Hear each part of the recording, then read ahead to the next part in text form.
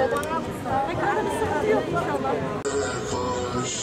Yavrum yerde al sancağı sıra sende. Birazdan korktum ıslamak yapılacak. Barut kan bir yerde El Aksa'nın eteğinde. Ateş barut kan bir yerde Filistin'de kime şale. Acilen Türk Silahlı Kuvvetleri öncülüğünde barış gücü kurulmalı. İşgalci İsrail'in barbarlığına karşı gün artık konuşma günü değil, icraat günüdür. İslam İşbirliği Teşkilatı, Türkiye'nin çağrısıyla acil olarak tekrar toplanmalı.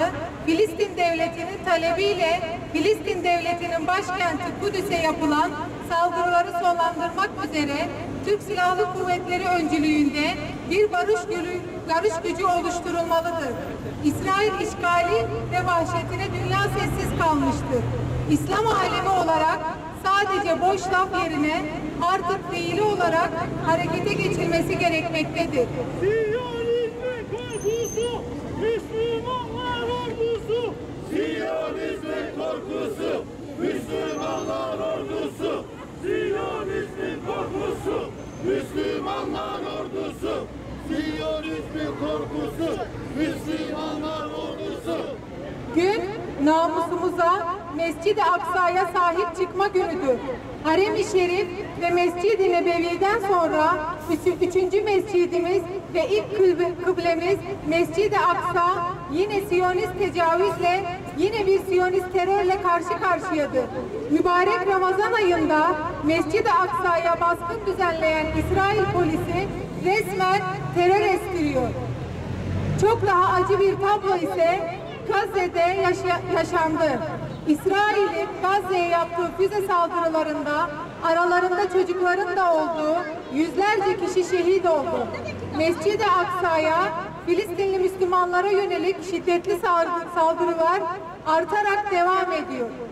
Dünya Siyonizmi tarafından atılan bu adım karşısında 50 seneden beri ifade ettiğimiz gibi tüm İslam alemi olarak yapmamız gereken boş laflar, sözlü kınamalar ve ağlayıp sızlamalar yerine mutlaka fiili adım atmak ve yaptırımlar ortaya koymaktır. Gün bugündür. Gün namusumuza, Mescid-i Aksa'ya, Kudüs'e sahip çıkma günüdür. Gün kıyama kalkma ve mutlaka fiili adımlar atma günüdür. Kudüs'ün hamisi Sultan Abdülhamit Han'ın torunları olarak bu kıyamı en güçlü şekilde bizlerin yapması gerekmektedir. Selam, selam, Filistin'e selam. Selam, selam, Filistin'e selam. Selam, selam, Filistin'e selam. Selam, selam, Filistin'e selam. Kudüs ve Filistin'den sonra hedefte Türkiye ve İran var. Yapılan vahşet planlıdır. Asıl hedef Büyük İsrail Projesi kapsamında Filistin ve Kudüs'ten sonra İran ve Türkiye'nin topraklarını yutmaktır. Biz şuurlu Müslümanlar olarak çok iyi biliyoruz ki bu iş Kudüs'le ve Filistin'le bitmiyor. Bunun arkasından sıra Suriye'nin, Irak'ın, İran'ın ve Türkiye'nin önemli bir kısmının yutularak Büyük İsrail'in kurulmasına geliyor. Allah muhafaza buyursun. Büyük İsrail'in merkez olduğu Siyonistler dışında 7 milyar insanın köle olduğu tek dünya devletini kurmaktır. Siyonizm inancının gereğini, tıynetinin gereğini 5000 senedir yapıyor ve yapacak. İstediğiniz kadar kınayın, lanetleyin, telin edin. Onlar üzerine düşeni yapıyor da asıl önemli olan biz ne yapıyoruz? Müslüman ülkelerin yöneticileri ne yapıyor?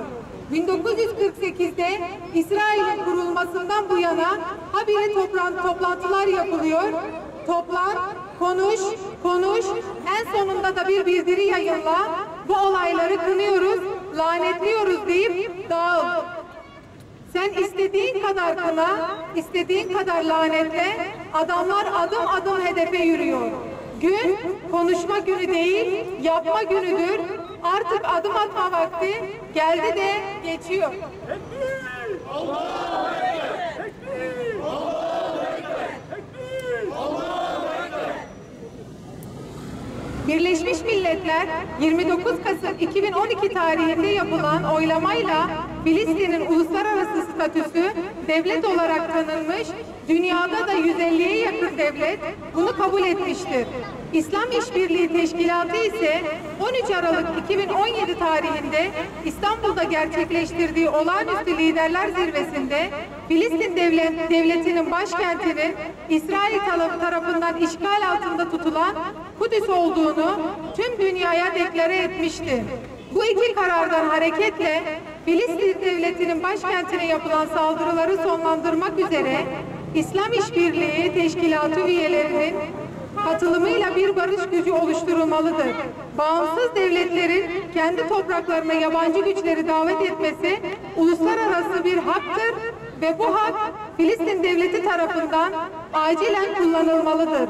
Oluşturulacak barış gücüne en büyük desteği ise Türk Silahlı Kuvvetleri sağlamalıdır. Filistin, Adıyaman, omuz omuza! Erbakan Hoca Filistin'e asker göndermişti.